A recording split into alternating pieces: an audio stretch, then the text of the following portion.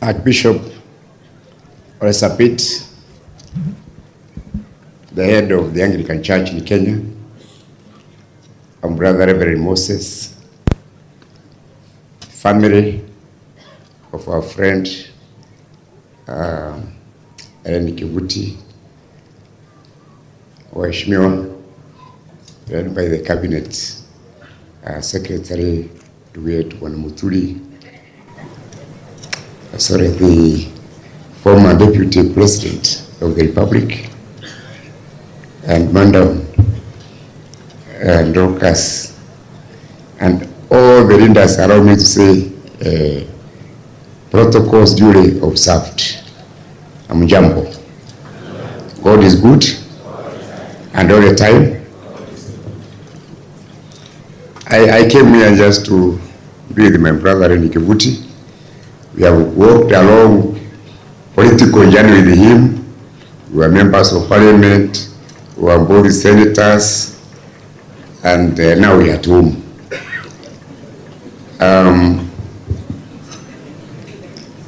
I come here as a member of another family of friend Kivuti, which is called the Bas family.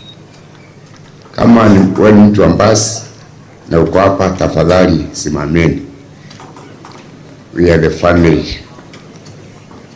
Can we appreciate all the Bas leadership here? So karibuni sana. I am the bus driver. Then Kivuti is our chairman. He is the national chairman of the bus party. I came with the deputy party leader, Kiraitu Tosho, who is there. I came with the Secretary General, Engineer Barrio, who is there. We have Madam Ndoro, the DT. I don't know that she's around. She's also our deputy party leader. We have a strong delegation from Meru. If you don't mind, allow me to ask them to stand, please. Those who came from Meru, we have they are led by our minority leader in Meru. We have 20 MCAs there. We have the Secretary General of the Meru branch, Aroaji. We have Mheshimiwa Kirinya with the youth leader. We have the executive director, Abwana, and all the others. Please be seated. Because of the constraint of time, I have a lot of things I could say, but allow me just to bring our most deep and sincere condolences to the family from the Bas party. I don't think, although we are very many here, we are not capable of wiping your tears. I think it's only God who can wipe Rene Kivuti and his family the tears in the eyes. I've been with them since Mutegi passed on. We are neighbors in Nairobi, and I know the difficult journey, which we have traveled until we came here today. So, Archbishop Sapit, let me say thank you so much. We are very touched by the scripture you read to us and the explanation you gave about the suffering of Job and the faith in God. So for us, I think when we go back, please read that scripture again. I think it will strengthen you and it will give you hope. That's what I can say by way of summary. Sorry, I forgot. There's Senator Sonko. Senator Mike Sonko.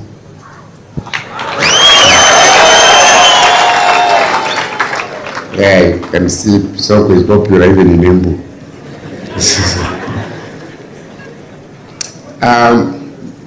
I want to repeat what the bishop said, that this year 2025 should be the year of renewal, the year of rejuvenation in our country.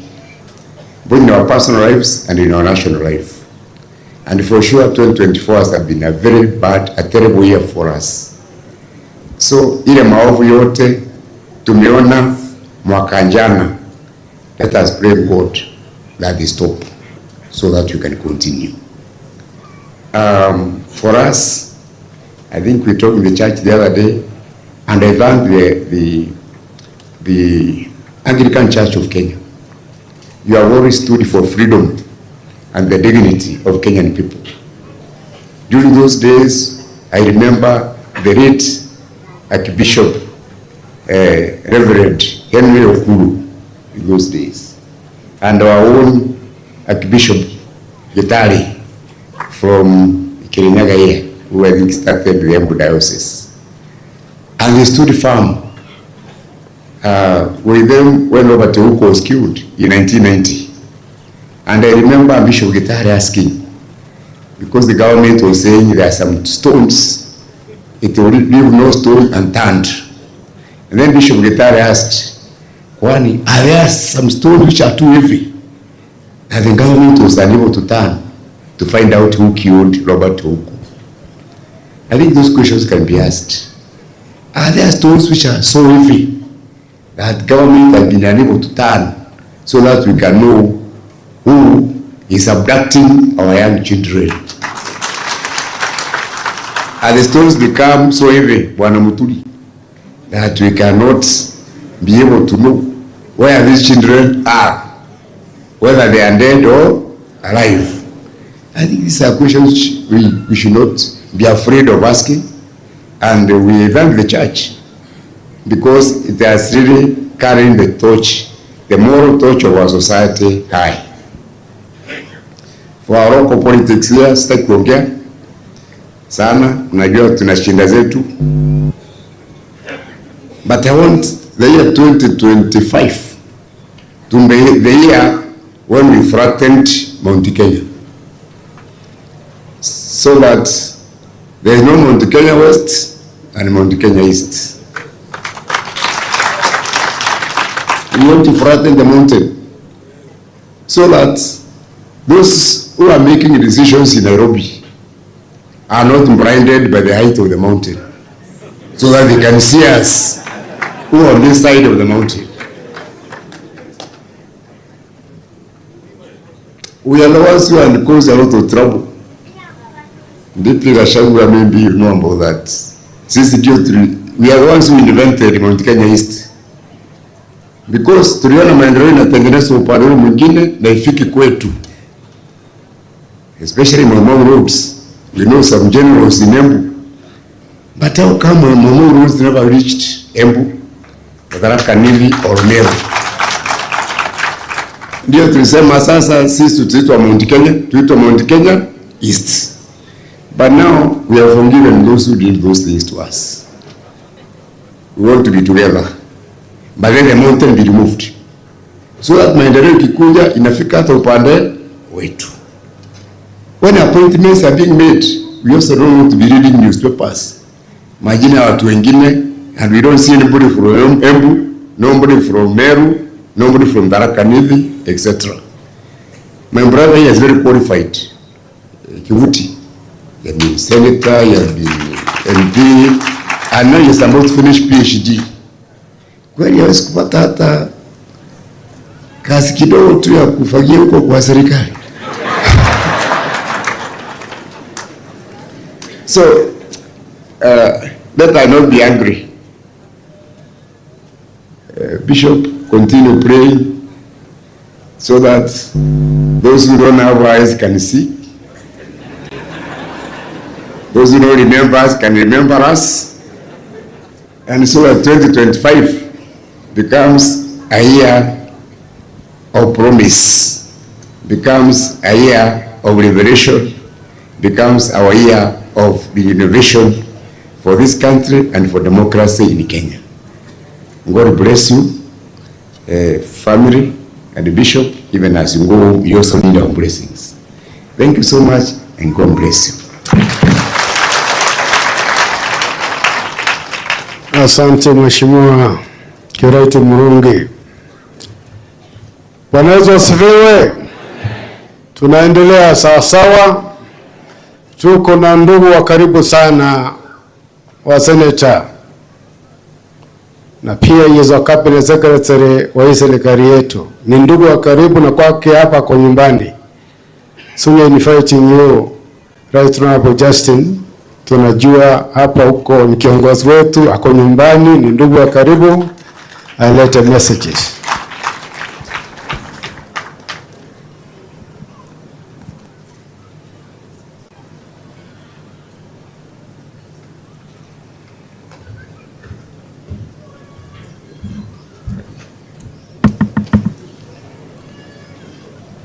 My Grace,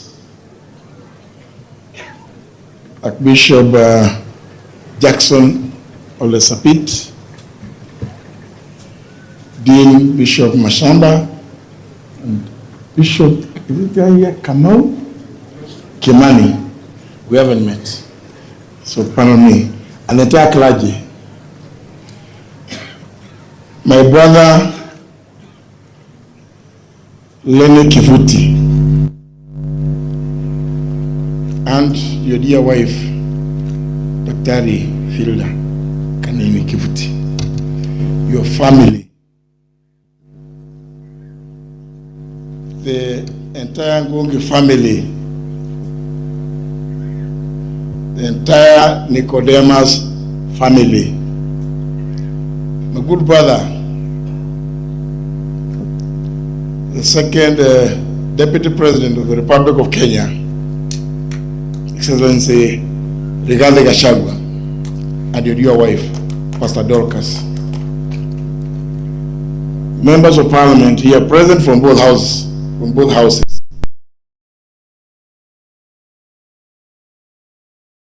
Your Grace, I want to, as I speak here, as I pass my condolences to Lenny and Eric's wife,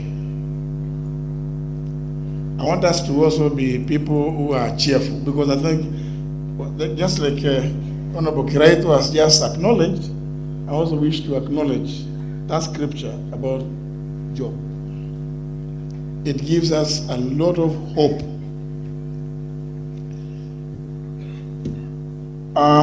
As many of you will know, for a period of 10 years, I served as the Speaker of the Kenya National Assembly, and I always took time to correct members of Parliament when I see them going wrong. I want to make a correction here. Please, all of you elected, do not stand before people and God and say, I am honorable so and so. No, no, no, no. You do not honor yourself. I've heard it there. You don't honor yourself. I honor my brother. My brother.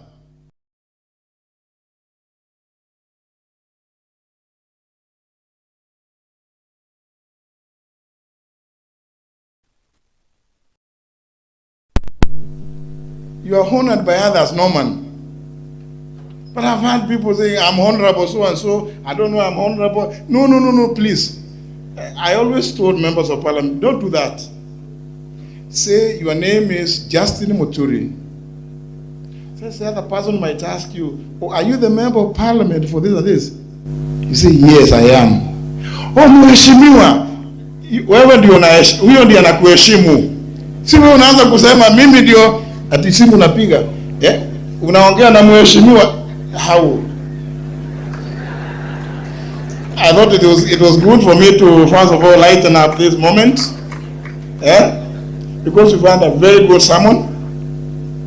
And yesterday in church at the All Saints Cathedral, I did say that the general tradition in our community is not to engage too much in politics on such solemn occasions as this. Actually, Mheshimiwa Ruto, Eric passed on 9 days to his 41st birthday. And we have it, if you remember, from the father yesterday. that was looking forward to the Christmas festivities and celebrating Eric's 41st birthday. So indeed, many people may not, you can say, yes, we're condoling with Lenny, but I know the pain Lenny and Hilda and Eric's wife, the kids may not quite know it, but the pain in their hearts. But we are consoled by those very, very strong ones. Pass through to us through His Grace, the Archbishop today. But, Your Grace, yesterday I said I didn't want to say much, but today I will say something. And you allow me to spend some little time. Because this is my brother, Lenny. In this area, Kanyombora, His Lordship the Bishop will know, the people only used to talk about three names: Lenny Kivuti, Elton Joe, and JB Muturi. In our midst here is somebody I went to school from Form 1, Engineer Murungi, the Member of Parliament for Bere South. Same day at Kangaroo. And on to you, Your Excellency, when I sat my first, because I sat twice, CPE, and it's good, you are going to read it in my book, it's just about out. And I was told that I had not made it to go to Kangaroo. I cried, and we went to this school here, this primary school here. Both Lenny, Engineer Joe, and a few others. I was told I was being taken to Siakago boys, Mheshimiwa Roko. I said, Siakago, those days, Your Grace, and I want to confess here. My late father was not originally from here. He was from across the river, Ghana.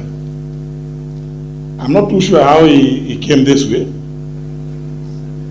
But when he came here, the person who took him as his son is the old man, the grandfather Professor Mate talked about, Nicodemus.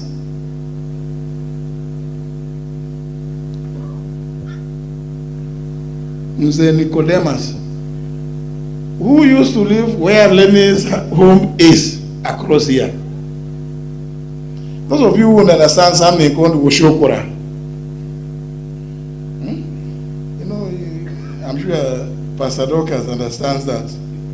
In the evening, sisi, tukiwa watoto wadogo sana, mimi nilikuwa natoka hapo nyuma tu kidogo, lazima tukuje hapo kwa mzee Nicodemus. That's why I also regard him as my grandfather, Lenny's grandfather.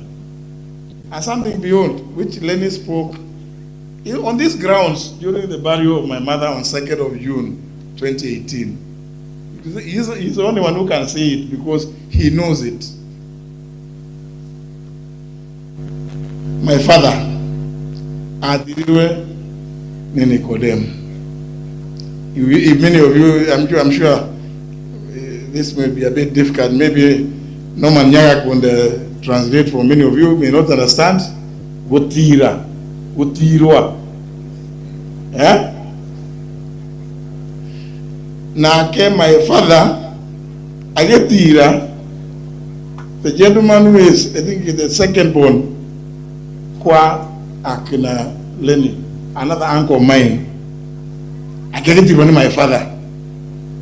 So this thing, traditionally, it is so strong.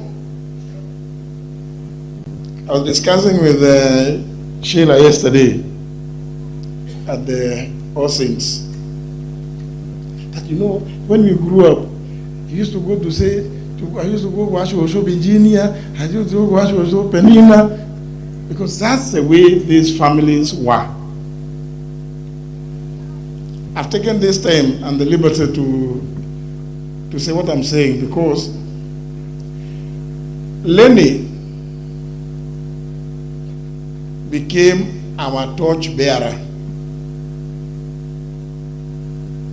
I know many people may wonder what is Muturi talking about. I think because they have had political differences with Lenny. That is politics. But the truth of the matter is, Lenny became our torch bearer, Adi Kangaroo. And the next year, engineer, the late Joey Elton, then when the year after that, I was being told I cannot go and I'm going to Chicago, which was unfortunately,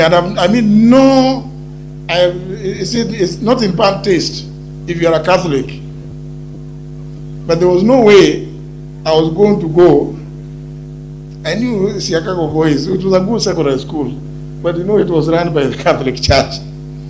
There was no way I was going to go there, or Kevote. My mind was set to go to Kangaroo because somebody had set the pace for us. This brother of mine here, Lenny Kifuti.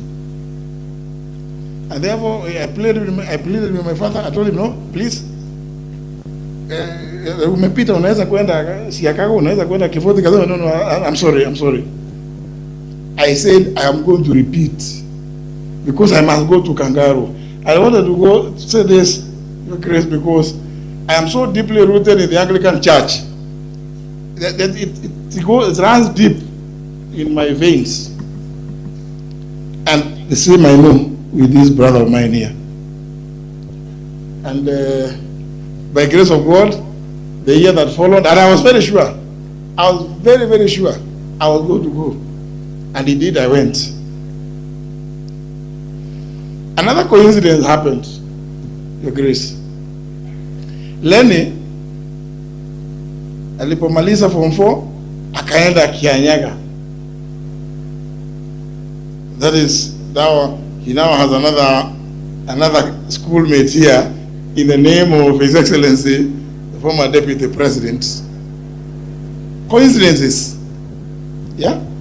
But I'm saying this because I read and I listened to what the king said yesterday about Eric. In your time, there gets to a point when there is somebody who sets the pace. A person sets the pace for the rest. And you never know in life. It just opens up like that.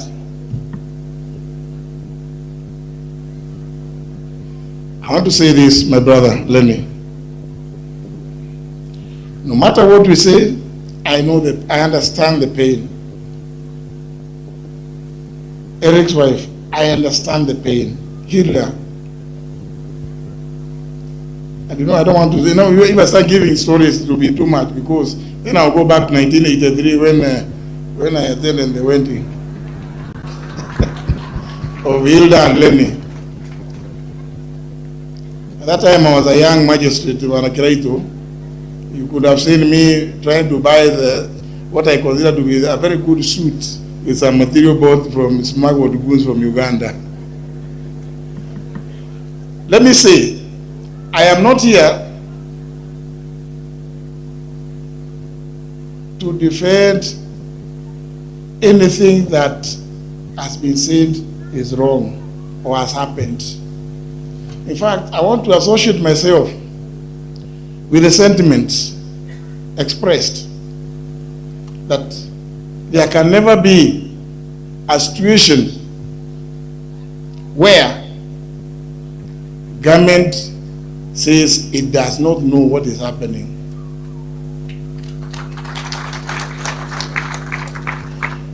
I am not in charge of security docket.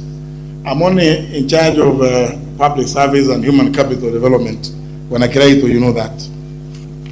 But his collective responsibility.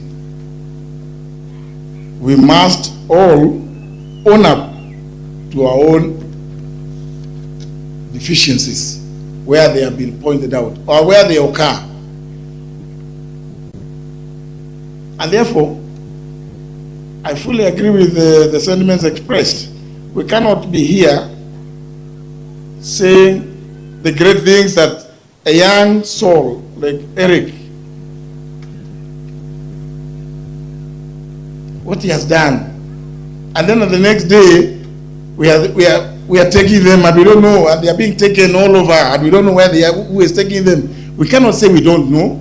We are government. We are government. We are government. I mean, I'm actually surprised. I'm told most of the administrators have skipped, but never mind. Never live by fear. Never live by fear. Yeah? Because we are here as a country.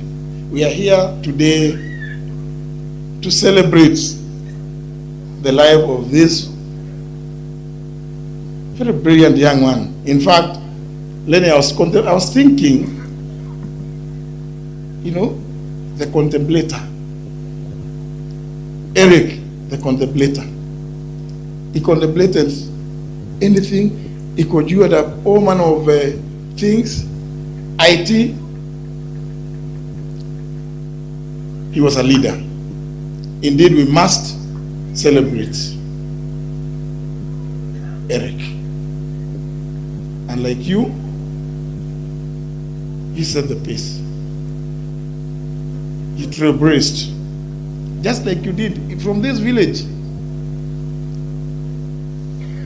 My Grace, my Lord Bishop, I'm very sorry for having taken that much time in praise of my brother Lenny, because unfortunately, it's only me and a few others who actually know Lenny very well.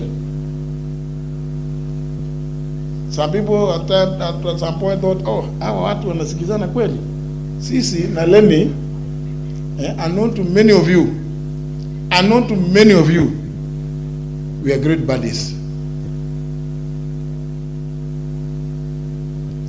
And those of you who can recall, on that day, 2nd of June 2018, people trying to play games, leaving out Lenny from the list of people who are going to speak at my mother's funeral. And I said, never.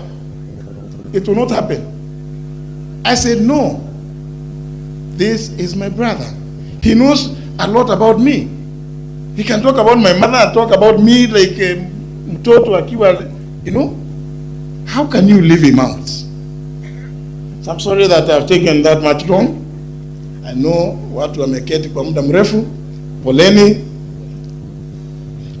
I've been given a message of condolence. I've been given a message of condolence from His Excellency the President,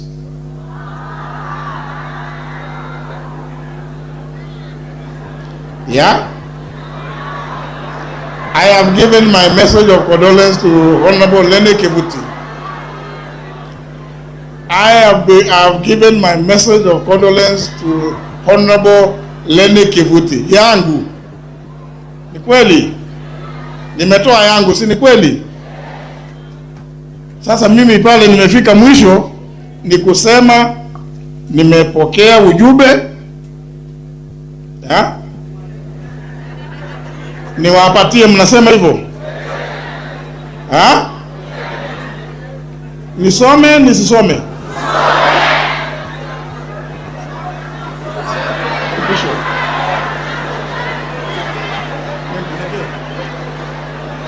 I have been advised wisely,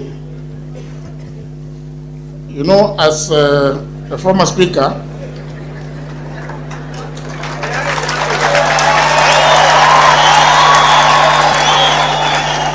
As a former speaker, Na mnajua the late JJ Kamodho used to say, talk about kura ya makelele. Nimesikia kura hiyo ya makelele. Yeah? This message is to the family of the Honorable Senator Lenny Kivuti. I have the honor to deliver this message to the Honorable Lenny Kivuti in public. With those very many remarks, waombolezaji wenzangu, wakazi wa Mbeere, wakazi wa Embu, wa Kenya kwa jumla, nataka kusema asante sana kwa kunisikiza na kutusikiza zote wakati tumekuja hapa kuomboleza na ndugu yangu, familia yake, Mheshimiwa Lenny Kivuti. Do I have the liberty?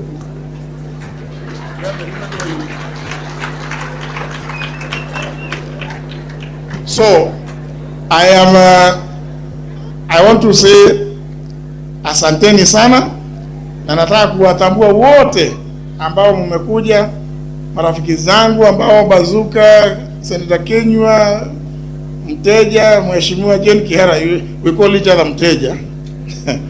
She's my very good friend, she's a friend to my wife. Nyote asanteni sana, Mungu awabariki, tusindikishe mtoto wetu. Thank you very much.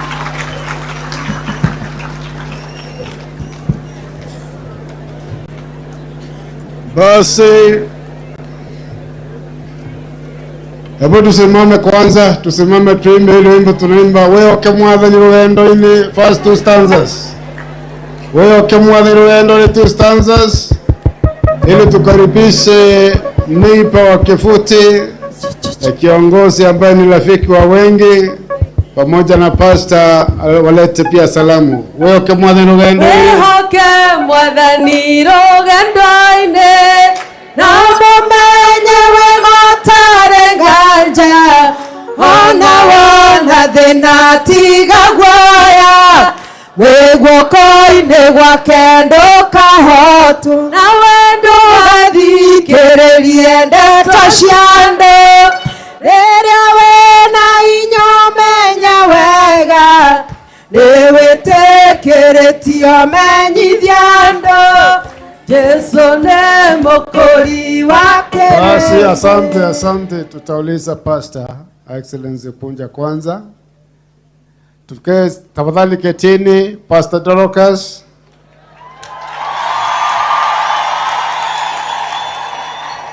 Basi akimaliza kuleta message yake, sasa utaita His Excellency akuja pia alete salamu. Bwana asifiwe. Bwana asifiwe tena. Our bishop and the leadership, clergy who are here, all protocols observed, our mother and father who have lost a brother, a son that we love. We have just heard that when Job was being brought bad news, everybody, sometimes you take these things very lightly, and wakati mwingine watu wanachukulia mzaha kifo. But it is a very serious, very, very tragic moment when you have a young person dying. Job, many people are coming. Many of you who have never gotten bad news, somebody comes and tells you, your children have all died. I'm the only one who has been left to come and bear the bad news. Another one, all your cattle, they are all dead. And a fire came from heaven and they were all burned. Bad news after bad news after bad news. And this man was a human being. And he was watching just like our mother and our brother here and the wife. The kind of atmosphere that they are in is where everything is just bad. But I have come to comfort you. There is a God who will never leave you there is a God who will never forsake you. This God gave you a wonderful son and gave him a life that everybody is admiring. I was just looking at him sharp. And now you hear he went and represented Kenya and everything. And the potential for the family was great. And you looked forward that one day he will be able even to lead this country. But now he's nipped at the bud, at the place where you would have expected him to fly. Let me remind you, this God who gave you this son and allowed you to stay with him, he will heal you and he will wipe your tears. And the next thing which he will do, day by day, he will continue to speak and to take that place. And especially to my sister and your children, I will continue to pray for you and I'll be available for you. As a pastor, our work is to make sure that we lessen the pain and the grief by being with you. Mom is a pastor like I am, and so we know that we will be standing with you. May God bless you. May God honor you. May where he has left now, God will step in. He says he's the husband to the widow, and this God does not lie.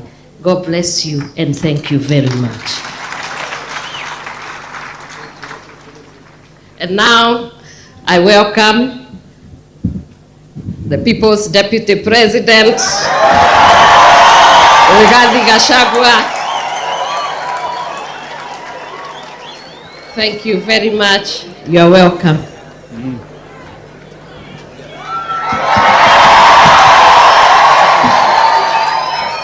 Thank you very much. Your Grace, our Archbishop Jackson Alisapit, our Dean, Your Lordship, Bishop Masaba, na kanisa la Kristo, waziri wetu na mtoto hapa nyumbani, Justin Bedan Muturi, Stella, the wife of the late Eric, and your children, my friend Senator Lene Kivuti and your wife and the greater family, wale viongozi wote ambao wamefika, watu wa Kanyambora na watu ya Bere North na watu ya Embu County, gaine mwega na hede ciothe ngeithia iciarira mwathani agocwo. Happy New Year.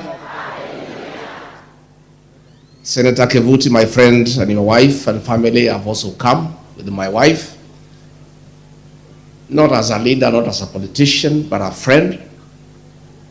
Sisi ni marafiki kama familia na ndio tumefika hapa kukufariji. And to tell you pole for the loss of Eric, Stella and your children, as I told you when I came to the house in Nairobi. We'll pray for you, for God to give you comfort, to give you strength, to bear the loss and to bring up these young children the way Eric would have wanted. For the siblings, Brian, Alan and Kreka, when we spoke, I saw how close you are to Eric. I know the gap is big. God will give you peace and courage. So Senator wetu na watu ya hapa tunasema pole. And that is why we came, to show togetherness in solidarity with our brother, because that is who we are as a people. Idwe andu aguku age kuyuna Embu na Meru twe mutugo umwe wa bata muno.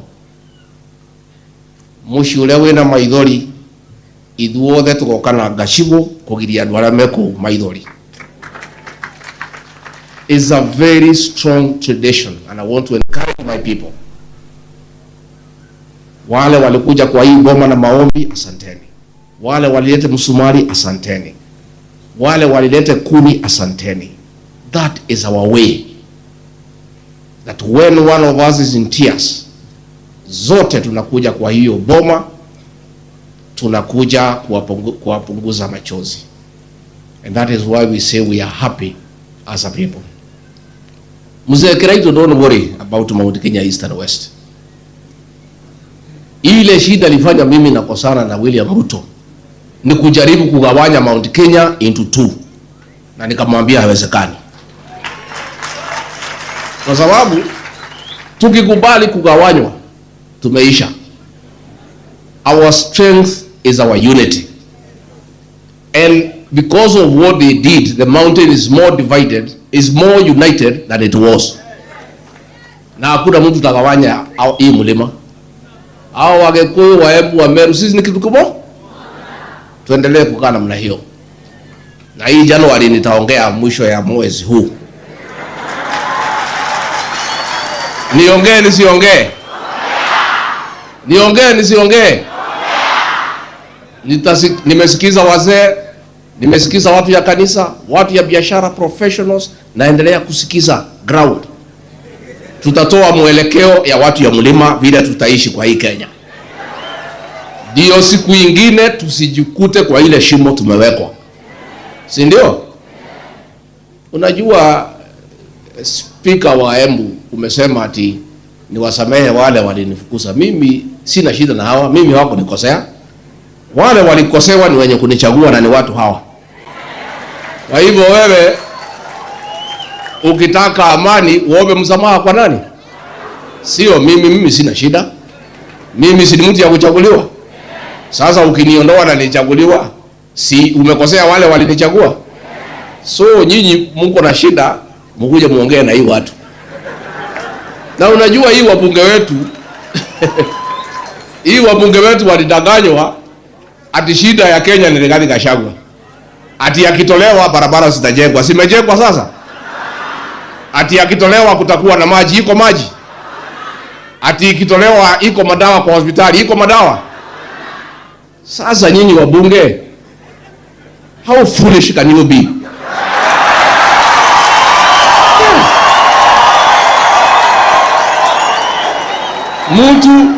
Mtu alidanganya sisi na Biblia.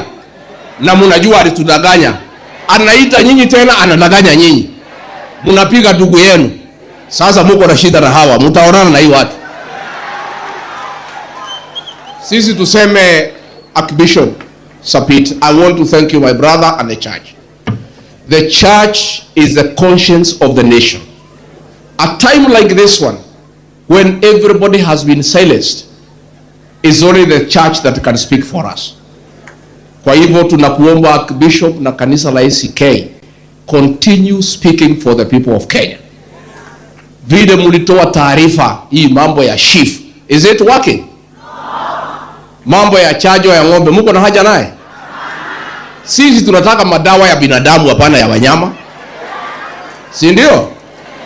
So ile shida iko Kenya ni mambo ya uongo. Na ndio mimi nilipata matatizo pale kwa serikali kwa sababu mimi mtu ya ukweli. Na wale ni watu ya uongo. Hata saa hii maneno ya abduction, Rais alisema hakuna, alisema karibu mara 5, si ndio? Juzi akasema iko. Saa hii nimeona kibaraka yake huko, ile mjumbe anatumianga ati anadanganya wa Kenya ati hii abduction Rigathi Gachagua ndio anafanya. Ni ujinga si ujinga? You can you respect the people of Kenya? The people of Kenya are very intelligent. And you people are running out of lies. Mumedanganya watu mpaka you have started believing in your own lies. So wale vijana wamekuwa abducted hapa Embu. Iko kijana anaitwa nani? Huyo kijana alipotea. Isipokuwa ni huyu mheshimiwa anaitwa Mkoji, nasikia akiongea. Kijana wa Embu ametekwa nyara. Mkoji kijana mdogo. Dale nyama ikihura mkua, huyu ndio anaongea. Governor wa Embu amenyamaza. Amenyamaza. Senator huyu Mundigi alisema anaonekana, amenyamaza.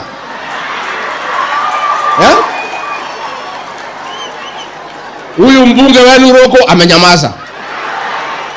Huyu mtoto wa Embu tunataka kuuliza rais na serikali, huyu kijana mlete yeye nyumbani. Na kama mumeua yeye, mtuletee mwili tuzike.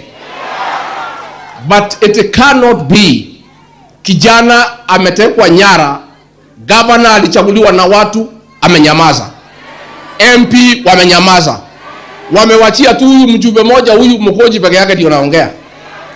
And Mheshimiwa Karemba, I want to thank you. Wewe ulisimama with your own conscience.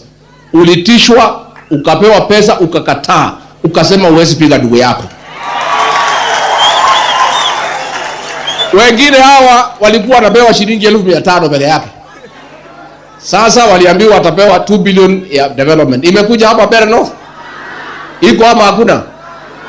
So that is a problem. Na mimi niseme nikimalizia, huyu ndugu yangu huyu Lenny Kivuti, mimi hatukuwa na yeye kwa siasa mwaka uliopita.